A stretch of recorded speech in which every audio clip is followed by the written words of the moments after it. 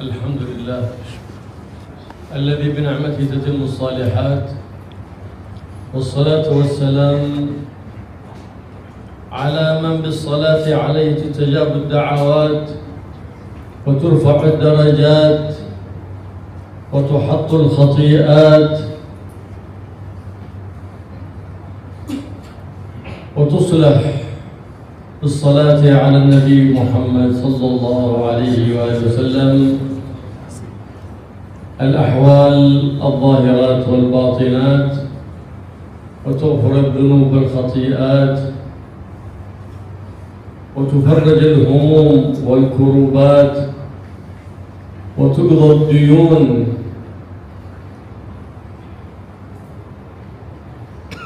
وتقضى الحاجات ببركة الصلاة والسلام على سيد السادات محمد صلى الله عليه وآله وسلم القائل: إن من أفضل أيامكم يوم الجمعة فأكثروا من الصلاة عليه فإن صلاتكم تبلغني. الله يجعلنا وإياكم من المكثرين من الصلاة عليه، ويجعلنا وإياكم من المبتدين به في جميع أحواله وأفعاله، ومن الذين يكثرون من الصلاة عليه فنكون يوم القيامة من المقربين لديه صلى الله عليه وآله وصحبه وسلم، فإنه القائل: أقربكم مني مجلسا يوم القيامة أكثركم علي الصلاة. بسم الله الرحمن الرحيم. الحمد لله رب العالمين، والصلاة والسلام على نور المبين سيدنا محمد وآله وصحبه أجمعين، ولا حول ولا قوة إلا بالله العلي العظيم. رب اشرح لي صدري ويسر لي أمري واحلل عقدة من لساني يفقهوا قولي. سبحانك لا علم لنا إلا ما علمتنا إنك أنت العليم الحكيم. إلهي أنت مقصودي ورضاك مطلوبي، أعطيني محبتك ومعرفتك. Segala puji bagi Allah Subhanahu wa taala yang dengan nikmat-Nya kita dapat menyempurnakan amal-amal saleh. Dan selawat dan salam atas Nabi kita Muhammad sallallahu alaihi wasallam. Dengan selawat dan salamnya doa-doa kita dikabulkan Allah. Dengan selawat dan salam kepada Nabi sallallahu alaihi wasallam dinaikkan darajat, dihapuskan segala kesalahan kita, dan dengan selawat dan salam atas Nabi sallallahu alaihi wasallam dapat memperbaiki keadaan kita zahir dan batin. Dan dengan selawat dan salam atas Nabi sallallahu alaihi wasallam, Allah Subhanahu wa taala akan mengampunkan segala dosa kita dan juga akan menghilangkan segala kerisauan dan kesusahan kita. Dan juga dengan selawat dan salam atas Nabi sallallahu alaihi wasallam akan dilunaskan segala hutang kita dan juga akan disampaikan segala hajat-hajat kita dengan keberkatan berselawat dan salam atas Rasulullah sallallahu alaihi wasallam, yang mana baginda Nabi sallallahu alaihi wasallam bersabda, pada hari Jumaat ini adalah hari yang terbaik untuk kamu berselawat dan salam atasku. Perbanyakkan selawat dan salam kepadaku hari Jumaat, kerana selawat dan salammu akan sampai kepadaku sallallahu alaihi wasallam. Dan Habib berdoa mudah-mudahan kita semua tergolong dalam golongan orang-orang yang memperbanyakkan selawat dan salam atas Nabi Muhammad sallallahu alaihi wasallam, dan kita dapat mengikuti Nabi sallallahu alaihi wasallam dalam segala keadaan kita, ucapan kita. Dan mudah-mudahan dengan perbanyak selawat dan salam atas Nabi sallallahu alaihi wasallam kita tergolong dalam golongan orang yang dekat dengan Nabi sallallahu alaihi wasallam, seperti mana baginda Rasulullah sallallahu alaihi wasallam bersabda, manusia orang yang paling dekat kepadaku di hari kiamat adalah orang yang paling banyak berselawat dan salam atasku sallallahu alaihi wasallam. ينبغي الإكثار من الصلاة على النبي محمد صلى الله عليه وسلم في كل حال في جميع الأيام والليال، لكن في ليلة الجمعة ويومها يكثر أكثر من بقية الأيام والليال، لقوله صلى الله عليه وآله وسلم: أكثر من الصلاة علي في الليلة الغراء أي ليلة الجمعة، وفي اليوم الأزهر أي يوم الجمعة.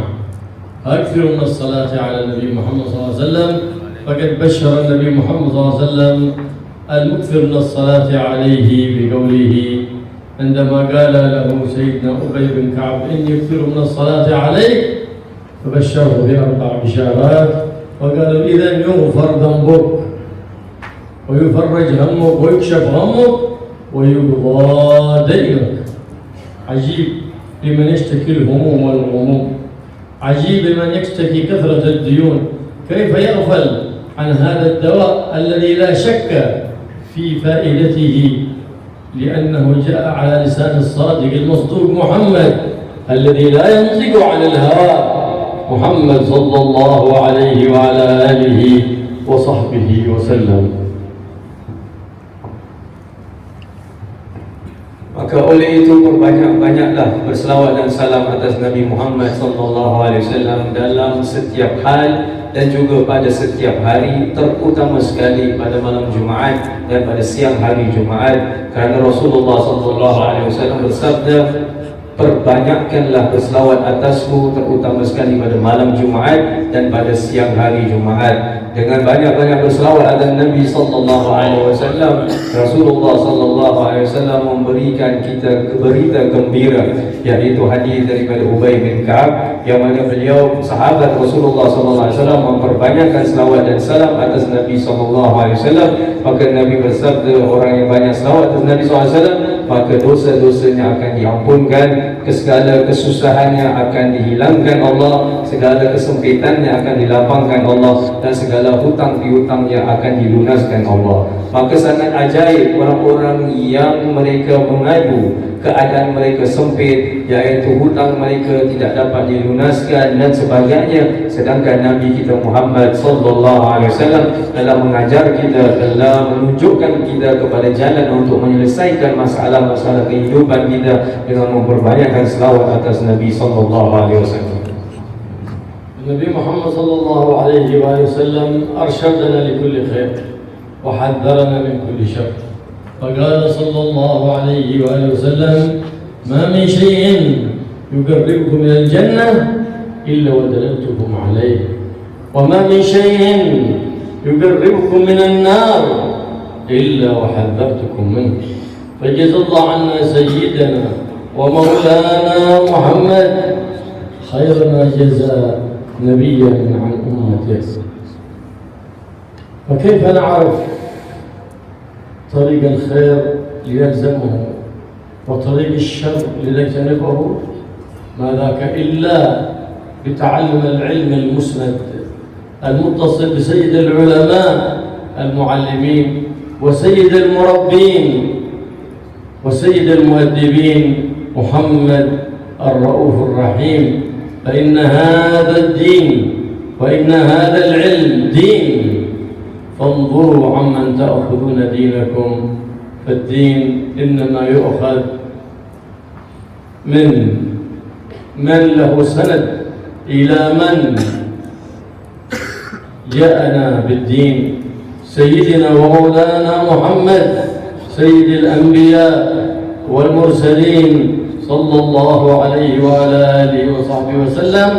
فيعتني الإنسان بأمر دينه، فإذا أشكل عليه أمر في دينه فليسأل عمن له علم مسند إلى النبي محمد، كما يتحرى في إصلاح جواله، فإنه إذا خرب عليه الجوال أو ضاع عليه برنامج في الجوال تحرى من الذي يصلح الجوالات، من هو الأحسن، فيبحث من بلد إلى بلد، وربما أرسله إلى بلد بعيد ليصلحه حصا منه على جواله. لكن إذا أشكل عليه أمر في الدين ذهب ويسأل الشيخ جوجل عن أمر دينه، ولا يبالي بما نقص من أمر دينه، لكن يبالي بما نقص من أمر دنياه، لأن القلوب قد غرست فيها محبة الدنيا، فلا تحزن على ما فاتها من أمر الدين وتحزن على ما فاتها من أمر الدنيا.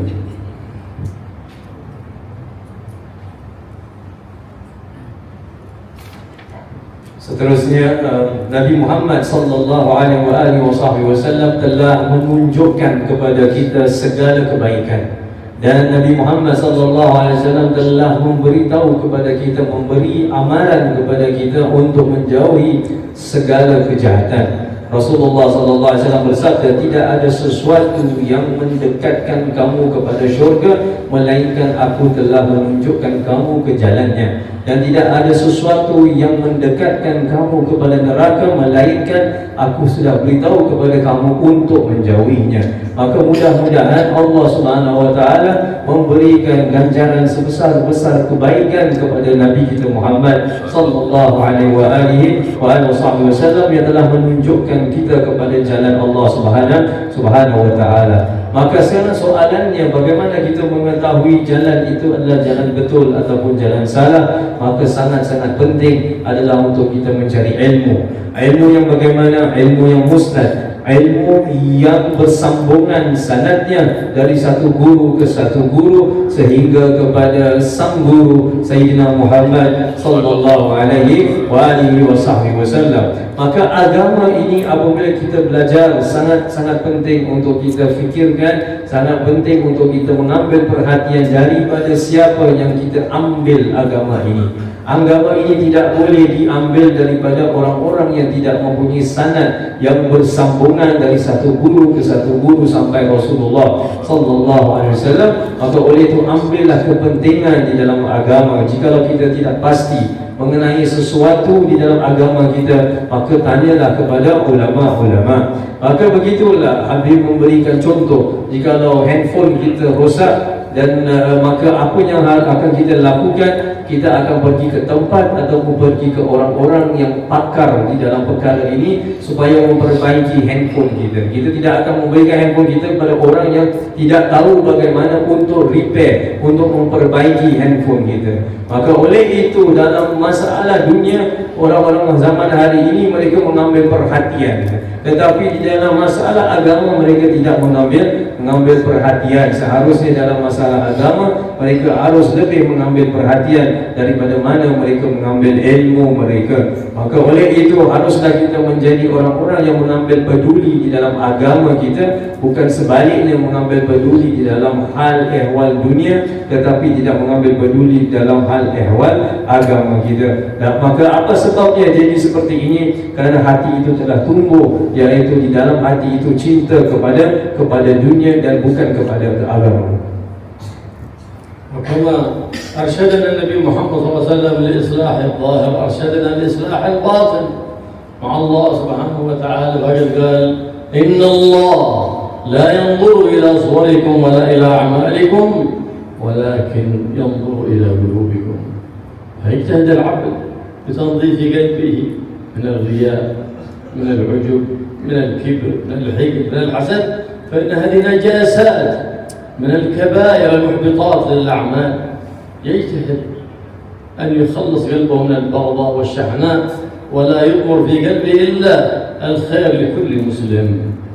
فهذه هي طهارة القلوب. وكما أن الطهارة الظاهرة مطلوبة، كذلك الطهارة الباطنة مطلوبة.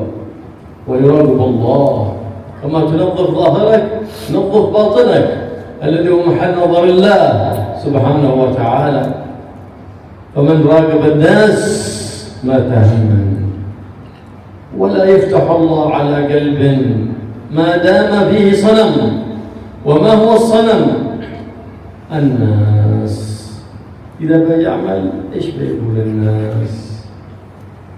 يراقب الناس في كل أحواله وكل أقواله وكل أفعاله، ولا يراقب رب الناس. لكن المؤمن يقول إذا تكلمت بهذا الكلام كيف موقفي عند رب الناس وعند سيد الناس محمد؟ إذا فعلت هذا الفعل كيف حالي عند رب الناس وعند سيد الناس محمد صلى الله عليه وآله وسلم؟ هذا هو حال المؤمن مع الله سبحانه وتعالى.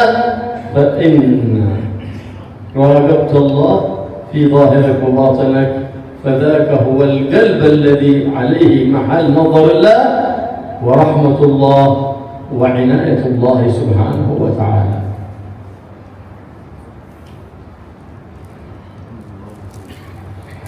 Begitulah Nabi kita Muhammad sallallahu alaihi wasallam menunjukkan kepada kita, yaitu cara memperbaiki keadaan kita zahir dan batin. Seperti mana sabda Rasulullah sallallahu alaihi wasallam, sesungguhnya Allah tidak melihat kepada rupamu, tetapi Allah lihat kepada apa yang ada di dalam hatimu. Maka perbaikilah hati kita, bersihkan hati kita daripada sifat riya, ujub, takabur, hasad, dengki, kemarahan dan seterusnya. Kerana ini adalah najis-najis yang berada di dalam hati kita.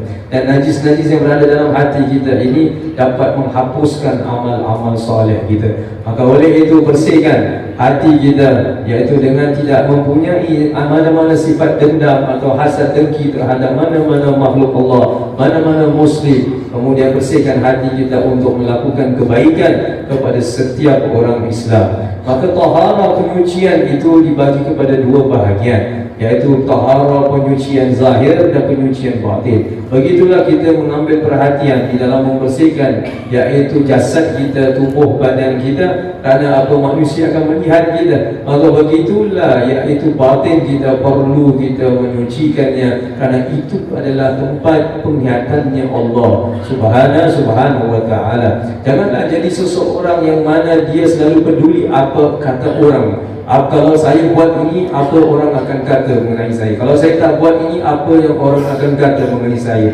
Tetapi lebih pedulilah bagaimana keadaan kita di depan Allah Azza wa Jalla. Apa yang dikatakan Allah, apa yang dikatakan oleh Nabi kita Muhammad sallallahu alaihi wasallam. Begitu keadaan orang mukmin. Keadaan orang mukmin dalam setiap perbuatan yang dia lakukan, dia selalu memikirkan bagaimana Allah Subhanahu wa ta'ala dan Rasul memandangnya. Maka oleh itu orang yang sentiasa merasakan muraqabah, iaitu dia sentiasa diawasi Allah Subhanahu wa ta'ala zahir dan batin, maka itulah qalb, iaitu hati yang mana di tempat turunnya rahmatnya Allah dan inayahnya Allah, pertolongannya Allah Subhanahu wa ta'ala.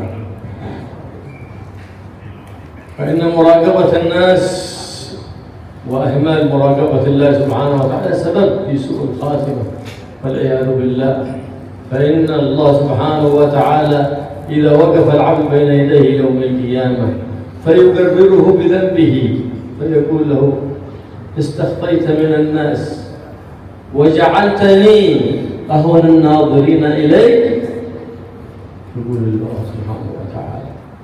فهذا السؤال الذي سئله العبد بين يدي الله فإنه يذوب من الحياة بين يدي الله سبحانه وتعالى، أشد من عذاب النار عندما يسأل العبد هذا السؤال بينه وبين الله سبحانه وتعالى.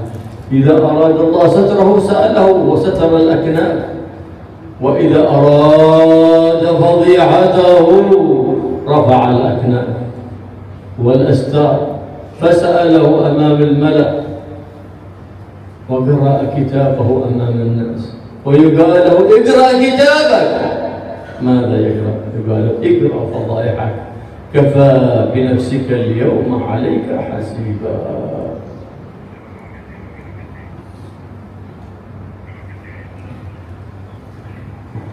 Seseorang yang sentiasa, iaitu hidupnya, dia memikirkan bagaimana pandangan manusia terhadap dia, maka itu boleh menjadi penyebab dia akan mendapatkan su'ul khatimah. Alhamdulillah.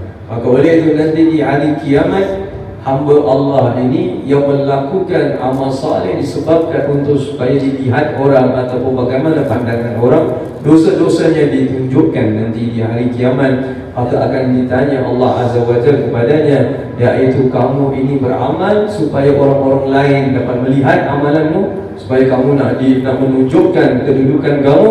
Maka hamba Allah itu apabila ditanya soalan ini, itu lebih dahsyat daripada dia dilemparkan dalam api nerakanya Allah, karena malunya nanti dia di depan Allah Subhanahu wa ta'ala. Jika Allah menghendaki untuk menutupnya, maka soalan itu antara dia dengan Allah Subhanahu wa ta'ala, tidak ada makhluk yang akan melihat. Tetapi kalau Allah membukakan tirai, iaitu semua makhluk-makhluk Allah di hari kiamat akan melihat hamba ini ditanya oleh Allah Subhanahu wa ta'ala bahwasanya amalannya ketika di dunia adalah untuk menunjukkan kepada orang apabila dikatakan dikatakan kepadanya daripada Allah, ikra kitabak, iaitu bacalah kitabmu, iaitu amal-amal yang kamu lakukan, seolah-olah akan disuruh untuk membaca, mengatakan semua dosa-dosanya yang dia telah lakukan di atas muka bumi Allah Subhanahu wa taala. Maka cukuplah hisabnya Allah Subhanahu wa taala yang sangat dahsyat terhadap ampunnya itu. مر النبي محمد صلى الله عليه وسلم على جماعة 10 جالسين فقال لهم أحدكم ضرسه في جهنم كجبل أحد، واحد منهم من أهل النار، واحد منهم يراقب الناس ولا يراقب رب الناس، فما يدري. وقال كلهم على خوف وعلى وجل، فمات منه 8 على حسن الخاتمة، وبقي 2 وكان منهم أبو هريرة، وآخر يقال له الرجال ابن عنفوة.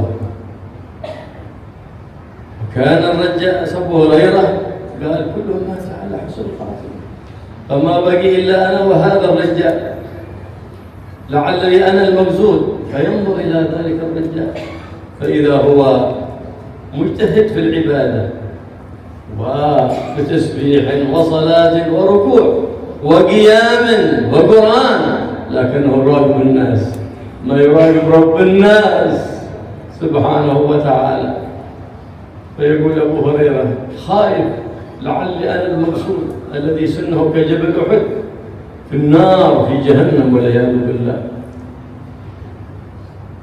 وذاك الرجال يأمن من مكر الله، ولم يخف من مكر الله، ولا يأمن مكر الله إلا القوم الخاسرون. فصار يتمنى أن يكون موته قبله، لأنه لو مات على حسن فيكون هو المقصود من ذلك الكلام. على ذلك الحال وهو لا زال في الخوف. شوف الخائف أبو هريرة وهو ليس المقصود، وذاك الذي آمن من مكر الله وراقب الناس ولا يراقب رب الناس، حتى جاءت فتنة مسيلمة الكذاب فأرسل إليه. وكان الرجال عفوة من بني حنيفة من قبيلة مسيلمة، فقال أحسن نرسل إليهم رسول يتحاوض معهم ويتحاوض قبل أن نرسل الجيش. فمن لم يجد إلا الرجال بن عنفوة الثقفي من بني حنيفة فأرسله. فلما جاء إليه عرف مسيلمة أن هذا الرجل إنما هو جاء لينفر الناس عنه، فتواعد معه واستقبله وقال له إذا قلت في الناس إن محمدا أشركني في خبر السماء وأنه له الأمر بعدي، أشركتك في كل ما لدي من مال ومن ملك، في كل ما معي. وخرج وفعل ما فعل حتى قويت فتنة مسيلمة الكذاب ومات على سوء الخاتمة، لأنه خان الله وخان الرسول. ما مقصوده من هذه العبادات وهذه الطاعات إلا رضا الناس لا رضا رب البريات، فمات على سوء الخاتمة والعياذ بالله. نسأل الله العافية والسلامة. وهكذا الإنسان ينبغي له دائما أن يراقب الله في جميع أحواله وفي أقواله قبل أن تتكلم بالكلمة. انظر، لأن ربما كلمة أنطقت بها هويت بها في أسفل السافلين، وربما كلمة تلفظت بها ارتقيت بها إلى أعلى عليين. فراقب الله في كلامك في أفعالك بل حتى في خطراتك. وإذا خطر لك خاطر لابد تعرف أن هذا الخاطر من الرحمن ومن الشيطان، إن كان من الشيطان فتعوذ منه. إن لم يتبين لك الحال لا تبقى محتار، فإن الله تعالى يقول فاسألوا أهل الذكر إن كنتم لا تعلمون. من هم أهل الذكر؟ أهل العلم والعمل، لا مجرد علم لأجل الناس ولا أجل المال وجمع الأموال كما هو حال الناس اليوم، لا، علم مقرون بالعمل، مقرون بالخشية، مقرون بالتواضع والأخلاق، مقرون بالاتباع لحبيب الخلاق محمد صلى الله عليه وآله وصحبه وسلم. والله يوفقنا وإياكم لما يرضيه عنا ويجنبنا كل ما يسقط عنا ويجعل أعمالنا كلها مخلصة لوجه الله سبحانه وتعالى ابتغاء مرضاته سبحانه وتعالى والدار الآخرة.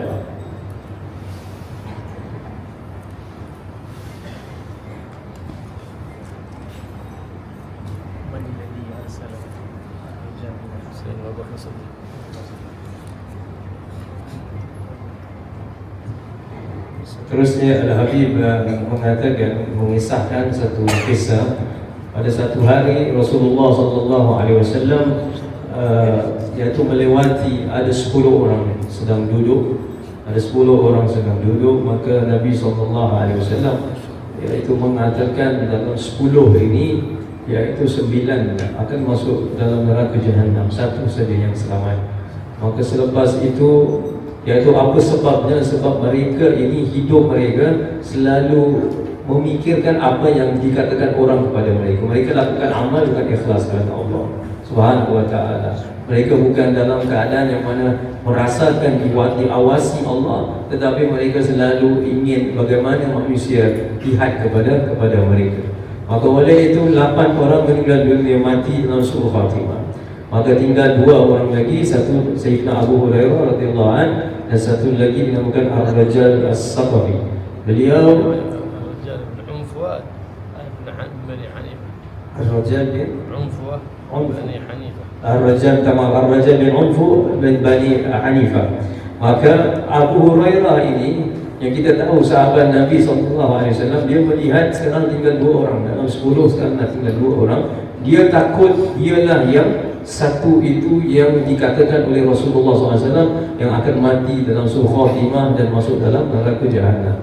Maka dia sentiasa takut kepada Allah Subhanahu wa ta'ala dan dia berbeza dengan Ar-Rajal ini. Kemudian kerana Abu Hurairah melihat Ar-Rajal ini, dia seseorang yang rajin ibadah, rajin qiyamul lail, rajin baca Quran, tetapi ibadat-ibadatnya adalah untuk orang lain, bukan kerana Allah Subhanahu wa ta'ala, supaya diperlihatkan amalan-amalan pada orang lain.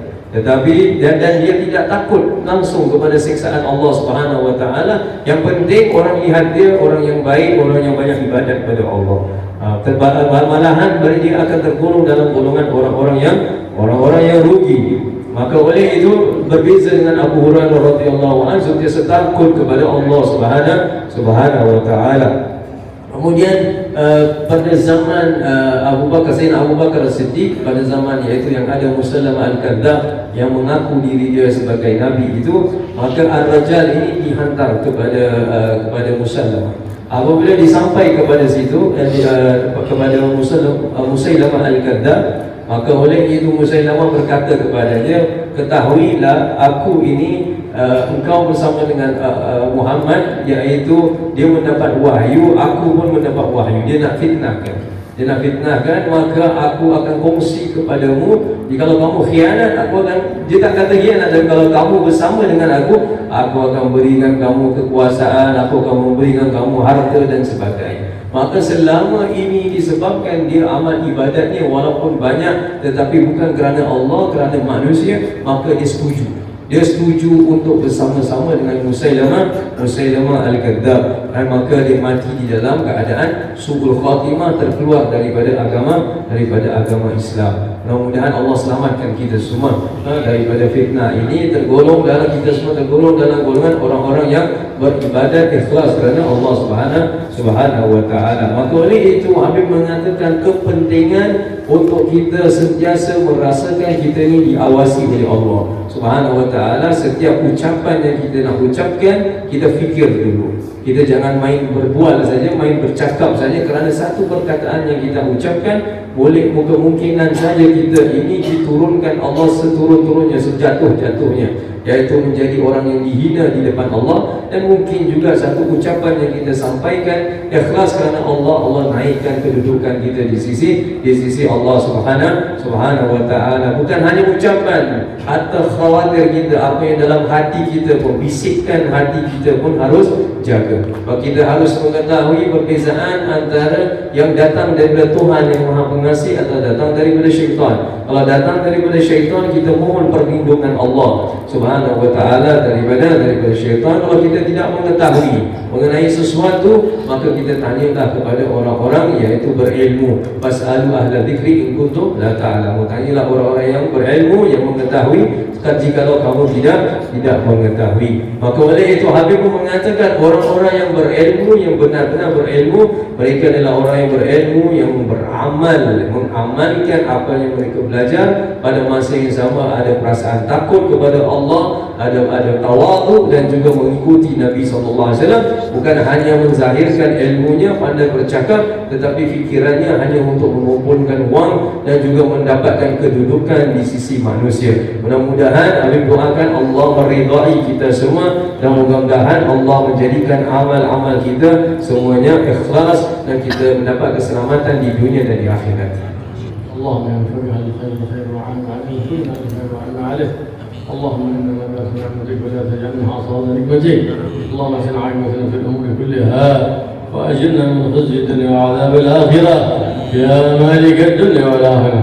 اللهم اجعل ولا تجعل فينا ولا منا شقيا ولا محروم ولا معذورا ولا ماثورا برحمتك يا ارحم الراحمين يا ارحم الراحمين يا ارحم الراحمين. فرج على المسلمين واصرف امور المسلمين وانصر الاسلام والمسلمين واعز الاسلام والمسلمين ولا تهلكنا واهلك من في هلاكه صلاح للاسلام والمسلمين برحمتك يا ارحم الراحمين يا ارحم الراحمين يا ارحم الراحمين. بارك لنا في بقيه شعبنا، بلغنا رمضان والنبي على الصيام والقيام، جعلنا عتقاء وكذا من النيران برحمتك يا رحيم يا رحمن.